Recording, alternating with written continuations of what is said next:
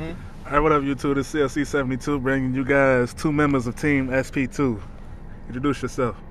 I'm team leader, Chris Green. I play gadgets.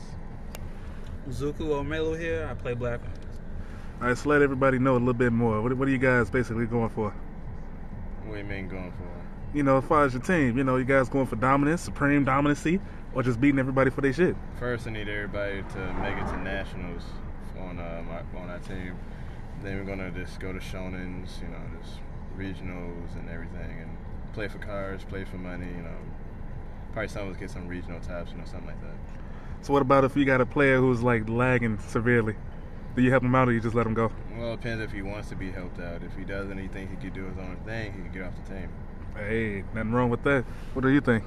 I think the same thing. We're just going for progress, moving forward. We're team players. If one of our team members has a problem, we're going to help him out, but he has to stay committed. If we're doing a team war, for example, if we need your help, hopefully you can show up, constantly come to locals. Locals is not really all that important, but for right now, we go consistently, prove a point that we're no joke.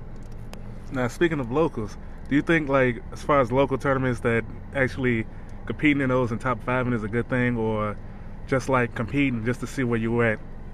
Well, it depends on all who's there. Sometimes a Friday could be less competitive than a Saturday. And because if y'all, bad people playing innovative decks instead of playing meta decks that you'll see at a regional. Mm-hmm. So if you go to one of those logos that everybody's playing like Black Wings, Zombie Dad or whatever, and you top, it's just all right. It's okay, depending on if that person's a named player. Like if you play like a Dave Duran or a Zaki, and you win or whatever, and you actually win the local, it's pretty all right. But if you play a scrub and a Joe Schmo who just plays with the deck because he sees somebody else plays it and you win, it's not really impressive. Now, I got a couple more questions for you, then we're going to wrap it up. So, what about net deckers? What do you take on net deckers? Zuko, start with you. Well, I'm one of them. I've net decked a couple of times. Ladies and gentlemen, a proud net decker. I've net decked a couple times in my lifetime. I've only done it because my environment and the community does it. So it's like, all right, I do it because I want to play, get to know that. Like me, I was playing GBs for a while. Now I went to Black Wings. I'm just trying to learn a lot of decks real quick. So if I end up playing them again, I know how they work. Zombies, you don't try to, in a mirror match, you attack with Goblin Zombie, you know what I mean? So you don't kill it.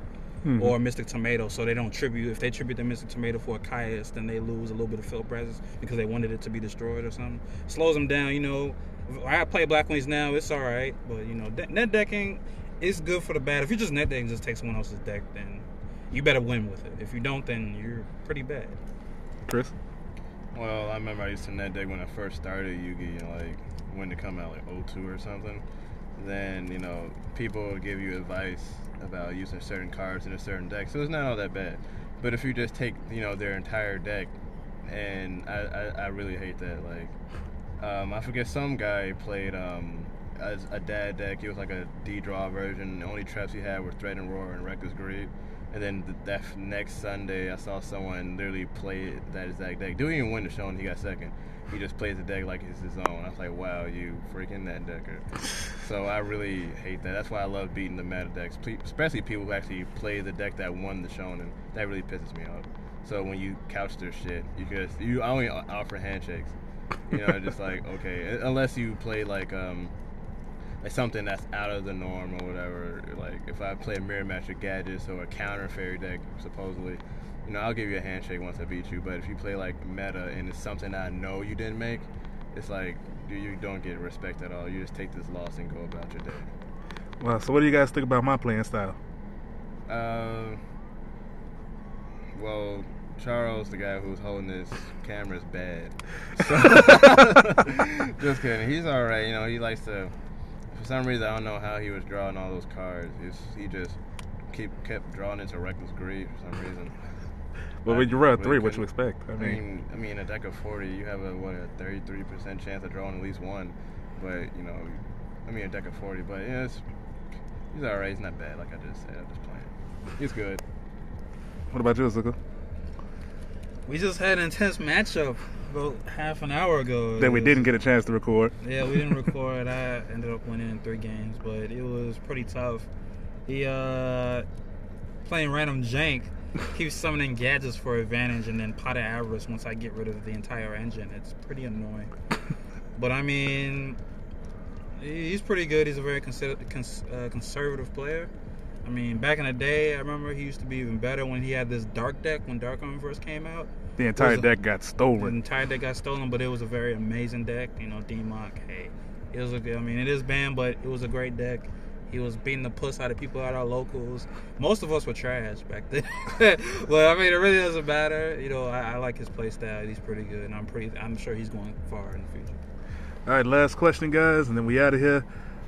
Scammers and thieves. Well, I remember I got my book stolen at Show and Jump Chicago after I started off 4-1 with gadgets, and I ended up being 5-4. So it's very distracting if you don't have, trades, and it's pretty demoralizing. You really can't do anything about that. What happens happens. It just sucks that it happened to you.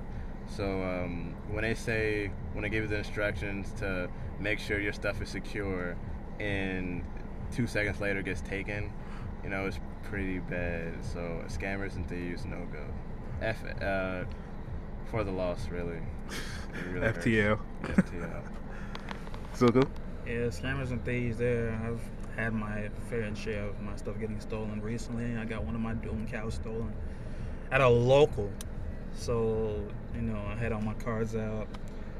I probably will take responsibility for that. Probably wasn't watching well enough, but, scammers and thieves, it's just not a great thing. That's why in the beginning of this video, if you remember, we were talking about beating people for cards, putting our name out there that our team is no joke, and that I'd rather just play. We'd rather play for our cards and earn them, than just to steal them. It's not a good image, and it will follow you around forever. So, All right, guys, there you got it.